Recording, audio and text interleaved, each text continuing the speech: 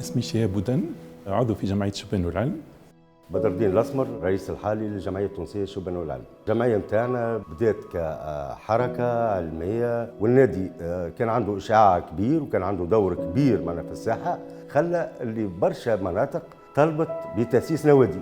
أصبح لزاما تكوين جمعية اللي اسمها جمعية التونسية للشبان والعلم، وذلك سنة 74، وبدأت التوسع والانتشار.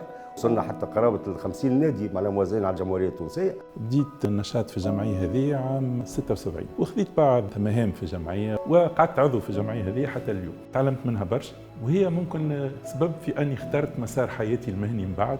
لخاطر في الجمعية جيت زرت مخابر، زرت معهد عليا، شفت شنو هي الخدمة متاع المهندس وشنو هي الخدمة متاع الباحث إلى آخره. الهدف في الجمعية هو أنه تكون عند الشاب الشغف بالعلوم، ثم تعلموا أنه العلم ينجم يكون هواية وينجم يكون نشاط نقوم به وقت الفراغ. هنا يعمل الاسترونومي اللي هي ما يقراش في المدرسة، يعمل روبوتيك، يعمل الاسباس. وعادة الأنشطة اللي احنا نختاروهم هما أنشطة فيها الاسبري نتاع انجينيري سيستم.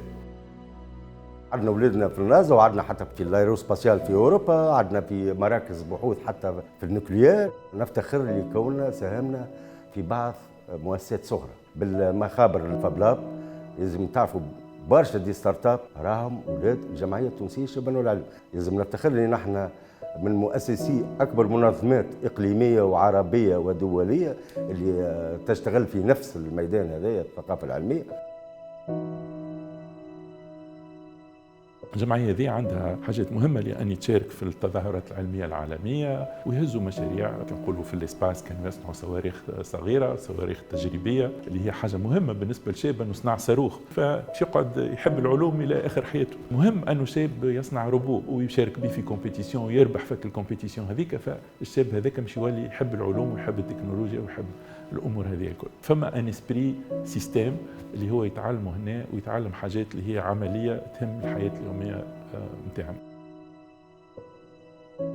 الحديث على الشبان والعلم راهو في الواقع يطول جدا، خاطر احنا باش نحكيو على تاريخ، نحكيو على انجازات، على نجاحات. هذا علاش نحن توا ندعيو شركائنا الكل، ندعيو الجمعيات اللي تنشط في نفس الميدان، ندعيو القدماء نتاعنا باش الكل تلتف حول جمعيتها، وباش الناس الكل نتعاون ونحاولوا نواصل في الرسالة متاعنا اللي هي راهو رسالة هامة وهامة جدا، خاصة لمستقبل الأطفال والشباب.